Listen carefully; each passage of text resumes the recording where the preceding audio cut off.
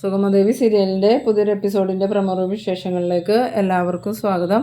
അങ്ങനെ നമ്മളുടെ ഹരിയങ്കളും ദേവികയും കൂടെ കൂടി നന്ദനോട് പല രീതിയിൽ ചോദിക്കുന്നുണ്ടെങ്കിലും നന്ദനാണെങ്കിൽ ഒന്നും വിട്ടു പറയുന്നില്ല. ആ സമയത്ത് ദേവിക പറയുന്നുണ്ട്, ഉറങ്ങുന്നവരെ വിളിച്ചുണർത്താം, ഉറക്കം നടിക്കുന്നവരെ ഒന്നും ചെയ്യാൻ പറ്റില്ല. എന്തായാലും നന്ദുവിൻ്റെ വിധി നന്ദു തന്നെ തീരുമാനിച്ചോ, ഇനി ഞങ്ങൾക്കൊന്നും പറയാനില്ല എന്ന് പറയുമ്പം ഈ ഹരിയങ്കൾ പറയുന്നുണ്ട്, മതി മോളെ, ഇനി അവനോടൊന്നും സംസാരിക്കണ്ട. മോള് പറഞ്ഞത് നേരെ, ഉറങ്ങുന്നവരെ വിളിച്ചെണിപ്പിക്കാം, പക്ഷേ ഉറക്കം നടിക്കുന്നവരെ നമുക്ക് വിളിച്ചെണിപ്പിക്കാൻ പറ്റില്ലല്ലോ. പക്ഷേ നീ ജയിച്ചു എന്നൊന്നും കരുതണ്ട, നിന്നെ ഞാൻ ഉറപ്പായിട്ടും ഉറക്കത്തിൽ നിന്ന് എണിപ്പിച്ചിരിക്കുമെന്നും പറഞ്ഞുകൊണ്ട് ദേഷ്യപ്പെട്ടുകൊണ്ട് ഹരിയങ്കൾ അങ്ങോട്ട് പോകുന്നുണ്ട്. ഹരിയങ്കൾ പോയി കഴിഞ്ഞതും ദേവിക പറയുന്നുണ്ട്, നന്ദു എന്തുണ്ടെങ്കിലും സത്യമായിട്ട് ഹരിയങ്കളിനോട് തുറന്നു പറ. നന്ദുവിനെ രക്ഷിക്കാൻ വേണ്ടിയല്ലേ ഹരിയങ്കൾ ചോദിക്കണേന്ന് പറയുമ്പം എനിക്കൊന്നും പറയാനില്ല, എന്നെ ഒന്ന് വെറുതെ വിടുമെന്നും പറഞ്ഞ് നന്ദൻ ദേഷ്യപ്പെട്ടതും ദേവികയാണെങ്കിൽ അവിടെ നിന്ന് പോകുന്നുണ്ട്. പിന്നീട് കാണിക്കുന്നത് ശാരികനെയാണ്. ശാരിക ഗിരീഷിൻ്റെ വീട്ടിലിങ്ങനെ കാപ്പി കുടിച്ചുകൊണ്ടിരിക്കുന്ന സമയത്ത് ഗിരീഷിൻ്റെ അമ്മ ഇരുന്നിട്ട് ചോദിക്കുന്നുണ്ട്, അച്ഛനിപ്പോൾ എങ്ങനെയുണ്ടെന്ന് ചോദിക്കുമ്പം ഇപ്പോൾ കുഴപ്പമൊന്നുമില്ല അമ്മേ, അന്ന് അടി കൊണ്ട് ആസ്പത്രിയിലായപ്പോൾ ഞങ്ങൾ ഒരുപാട് പേടിച്ചു പോയി, ഒരുപാട് സമയം കഴിഞ്ഞല്ലേ ബോധം തെളിഞ്ഞത്, അതുമാത്രമല്ല ഒരുപാട് ബ്ലഡും പോയി, ഇപ്പോൾ ഒരു പ്രശ്നമില്ല എന്ന് പറയുന്നു. ഈ സമയത്ത് നമ്മളുടെ രജനിയാണെങ്കിൽ ഇതെല്ലാം കേട്ടുകൊണ്ട് ഒട്ടും ഇഷ്ടപ്പെടാത്ത രീതിയിൽ അവിടെ നിൽക്കുന്നുണ്ട്.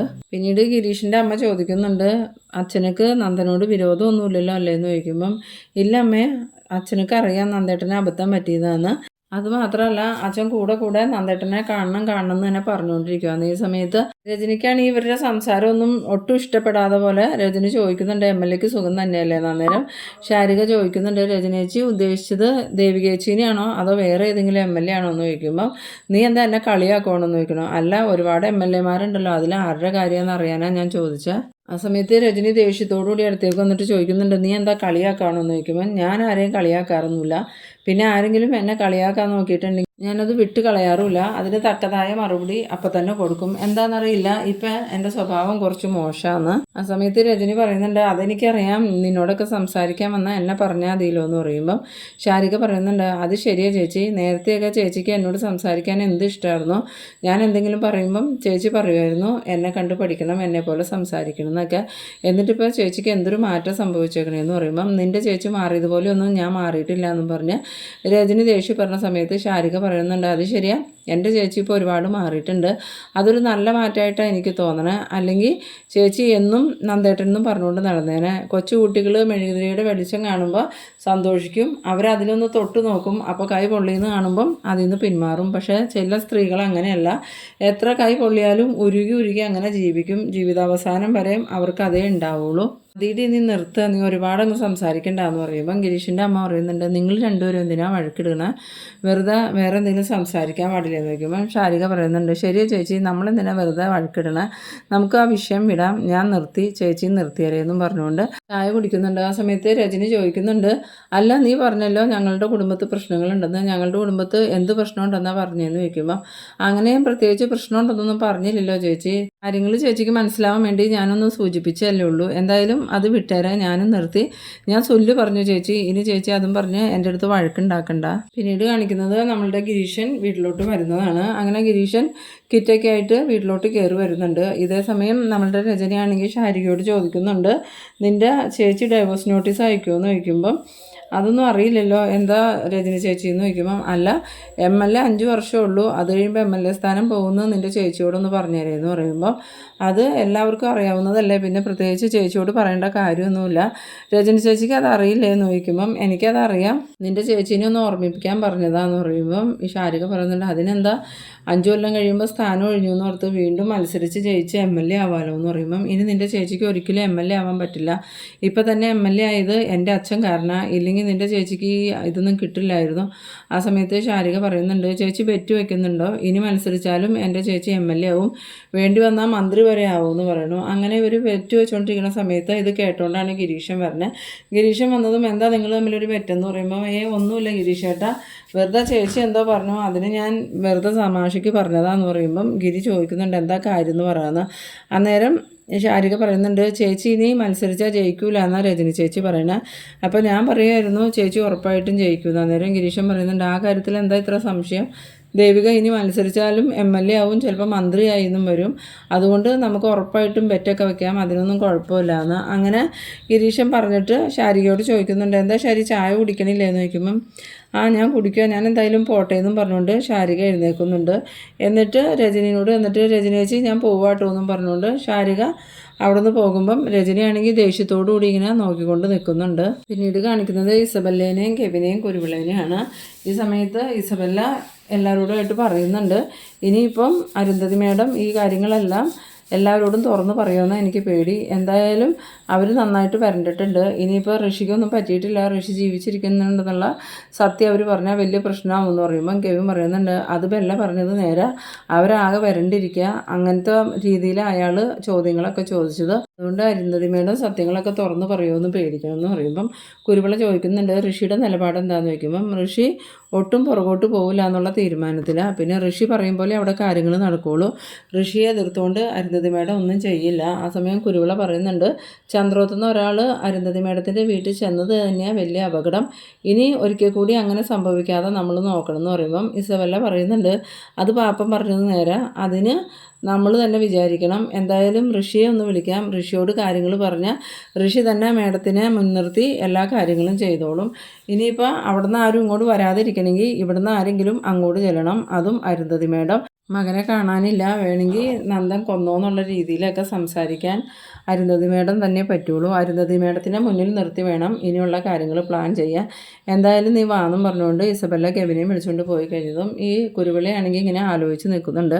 പിന്നീട് കാണിക്കുന്നത് നമ്മളുടെ ഋഷീനെയാണ്. ആ സമയം ഋഷി ഇങ്ങോട്ട് വരുമ്പം അരുന്ധതി ആണെങ്കിൽ അവിടെ ഇങ്ങനെ ഭയന്ന് നിൽക്കുന്നുണ്ട്. എന്നിട്ട് ഋഷി അരുന്ധതിയുടെ അടുത്തേക്ക് വന്നിട്ട് ചോദിക്കുന്നുണ്ട്, അമ്മ എന്താ ഇങ്ങനെ ഭയന്ന് നിൽക്കണേ, അമ്മയ്ക്ക് എന്താ പറ്റിയ, അമ്മയ്ക്ക് പേടിയാണോ എന്ന് ചോദിക്കുമ്പോൾ എനിക്ക് പേടിയല്ലടാ, എനിക്ക് സങ്കടമാണ്, നിനക്ക് എന്തെങ്കിലും സംഭവിച്ചെങ്കിലോ എന്നുള്ള പേടിയാണ്, അല്ലാതെ വേറൊന്നുമല്ല. ഇപ്പം തന്നെ ആ ഹരികൃഷ്ണൻ വന്ന് എന്നോട് ചോദിച്ച കാര്യങ്ങൾ കേട്ടിട്ട് എനിക്ക് പേടിയാവുന്നുണ്ട്. ഇതിപ്പം നന്ദനെ കൊടുക്കാനായിട്ട് നിങ്ങൾ ഓരോന്ന് ചെയ്തിട്ട് കുടുങ്ങുന്നത് നിങ്ങൾ തന്നെയായിരിക്കും. ആ സമയത്ത് ഋഷി പറയുന്നുണ്ട്, എന്തായാലും ഞാൻ അവരെ വെറുതെ വിടാൻ തീരുമാനിച്ചിട്ടില്ല. അമ്മ തന്നെ അവിടെ നേരിട്ട് ചെല്ലണം.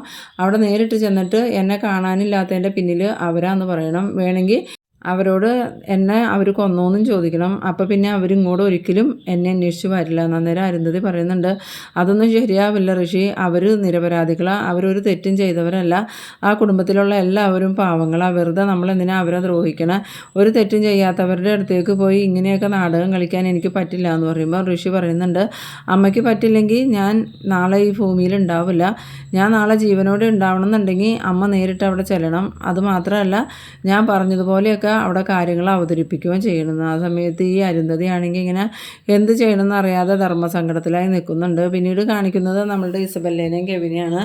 ഇസബല്ല ആണെങ്കിൽ കെവിനോട് പറയുന്നുണ്ട്, എന്താ ഈ കെവിൻ കാര്യങ്ങളൊക്കെ, അരുന്ധതി മേഡം പോവില്ലേ എന്ന് ചോദിക്കുമ്പം മേഡത്തിന് ഋഷി സമ്മതിപ്പിച്ചിട്ടുണ്ട്, ഋഷി പറയണതിൻ്റെ അപ്പുറത്തേക്ക് മേഡം മാറില്ല, മേഡത്തിന് ഋഷിയെ പേടിയായി. ഇപ്പം ഋഷി വല്ല കടുങ്ങുകയും ചെയ്തെങ്കിലോ എന്നുള്ള.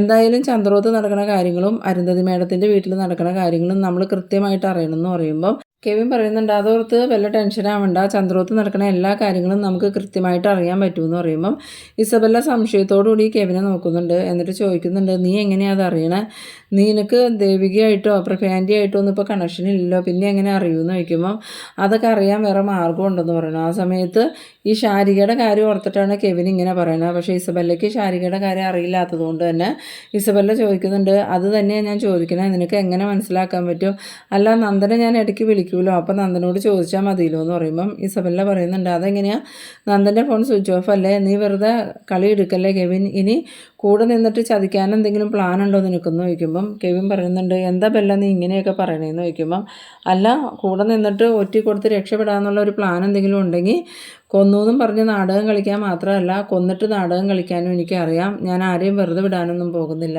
അന്നേരം ഈ കെവിനാണെങ്കിൽ നല്ല പേടിയാവുന്നുണ്ട്. പേടിയോടുകൂടി ഇസബല്ലയെ നോക്കുമ്പം ഇസബല്ല പറയുന്നുണ്ട്, ഞാനൊരു കാര്യം പ്ലാൻ ചെയ്തിട്ടുണ്ടെങ്കിൽ ഞാൻ പ്ലാൻ ചെയ്തതുപോലെ തന്നെ ആ കാര്യങ്ങൾ നടക്കുകയുള്ളൂ, അല്ലാതെ ഒരു മാറ്റം അതിന് സംഭവിക്കാൻ പാടില്ല. അങ്ങനെ എന്തെങ്കിലും മാറ്റം സംഭവിച്ചിട്ടുണ്ടെങ്കിൽ പിന്നെ ഞാൻ ആരാന്നുള്ളത് നിനക്ക് മനസ്സിലാവും. എൻ്റെ സ്വഭാവം ശരിക്കും നിനക്കറിയാലോ. ഞാൻ എന്തെങ്കിലും വിചാരിച്ചിട്ടുണ്ടെങ്കിൽ വിചാരിച്ചതുപോലെ തന്നെ നടക്കണം, ഇല്ലെങ്കിൽ ഞാൻ ആരെയും വെറുതെ വിടൂലാന്ന്. അങ്ങനെ കെവിനാണെങ്കിൽ ആകെ വിഷമിച്ച് നിൽക്കുമ്പോൾ ഇസബെല്ല വന്നിട്ട് പറയുന്നുണ്ട്, എടാ കെവിനെ, ഞാൻ വെറുതെ പറഞ്ഞതാ, നീ അതിന് ടെൻഷനാവുമൊന്നും വേണ്ട. നീ ഓരോന്ന് പറഞ്ഞപ്പോൾ എനിക്ക് ദേഷ്യം വന്നു, അതുകൊണ്ടാണ് ഞാൻ ഇങ്ങനെയൊക്കെ പറഞ്ഞ്. നമ്മൾ ഒറ്റക്കെട്ടല്ലേ, നമ്മളൊരു ഗ്യാങ്ങായിട്ട് തന്നെ ഇനി നിൽക്കും, നമ്മൾ രണ്ടുപേരും പരസ്പരം അങ്ങോട്ടും ഇങ്ങോട്ടും തുണയായിട്ട് നിൽക്കണം എന്നൊക്കെ പറഞ്ഞ് ഈ ഇസബെല്ല പറയുമ്പോഴും കെവിൻ്റെ മുഖത്തെ പേടിയൊന്നും മാറുന്നില്ല. അങ്ങനെ കെവിൻ അവിടെ നിന്ന് പോയതും ഇസബെല്ലയാണെങ്കിൽ ഒരു രൗദ്രഭാവത്തോടുകൂടി കെവിനെ നോക്കിക്കൊണ്ട് നിൽക്കുന്നുണ്ട്. പിന്നീട് കാണിക്കുന്നത് ചന്ദ്രോത്തേക്ക് അരുന്ധതി കാറിൽ വരികയാണ്. കാറിൽ വന്നതും അരുന്ധതി കാറിൽ നിന്ന് ഇറങ്ങിയിട്ട് ചന്ദ്രോത്തിൻ്റെ പടി കിടക്കുന്ന സമയത്ത് നമ്മളുടെ പ്രഭാവതിയാണ് കാറിൻ്റെ ഒച്ച കേട്ടിട്ട് ഇതാരാ വന്നേക്കണേന്ന് നോക്കാൻ വേണ്ടിയിട്ട് പുറത്തേക്ക് ഇറങ്ങി വരുമ്പോഴാണ് അരുന്ധതി അങ്ങോട്ട് കയറി ചെല്ലണം കാണണേ. അരുന്ധതിയെ കണ്ടതും പ്രഭാവതിയാണെങ്കിൽ ആകെ ഷോക്കായി പോകുന്നുണ്ട്. അത് വേറെ ഒന്നുകൊണ്ടല്ല, അരുന്ധതിയുടെ മകനെ നന്ദൻ കൊന്നു എന്നുള്ള ആ ഒരു വിശ്വാസത്തിലാണ് കേട്ടോ. അങ്ങനെ പ്രഭാവതി ഷോക്കായി നിൽക്കുന്ന ഒരു സീനിലാണ് ഈ എപ്പിസോഡ് അവസാനിക്കുന്നത്. എന്തായാലും നമ്മളുടെ അരുന്ധതി പ്രഭാവതിയോടും ദേവികയോടൊക്കെ വളരെ മോശമായി തന്നെ സംസാരിക്കുന്നുണ്ട്. അതുപോലെ തന്നെ നന്ദനെ കണ്ടിട്ടും എൻ്റെ മോനെ നീ കൊന്നോടാന്നൊക്കെ ചോദിച്ച് ദേഷ്യപ്പെടുകയൊക്കെ ചെയ്യുന്ന എപ്പിസോഡുകളാണ് ഇനി വരാൻ പോകുന്നത്. അപ്പോൾ നിങ്ങൾ എൻ്റെ വീഡിയോ ആദ്യമായി കാണുന്നവരാണെങ്കിൽ ചാനലൊന്ന് സബ്സ്ക്രൈബ് ചെയ്യാനും ഇഷ്ടമായാൽ ലൈക്ക് ചെയ്യാനും ഷെയർ ചെയ്യാനും മറക്കരുത്. അപ്പോൾ ഇതുപോലെ ഇൻട്രസ്റ്റിംഗ് ആയിട്ടുള്ള അടുത്തൊരു എപ്പിസോഡുമായി നമുക്ക് വീണ്ടും കാണാം. അതുവരേക്കും ബൈ ബൈ.